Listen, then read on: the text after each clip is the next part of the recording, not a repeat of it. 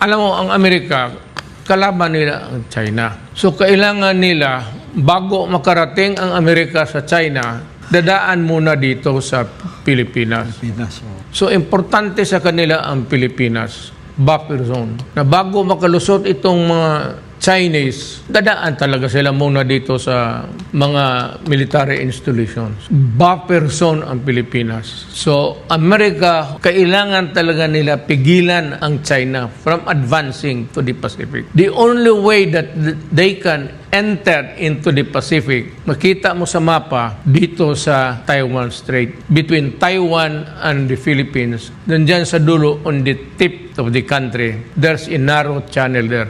Ngayon, kung magkagera, fight muna tayo dito bago ka makalusot. Before you can ever even entertaining the idea of conquering the Marianas and Guam, patayan muna tayo dito sa Pilipinas.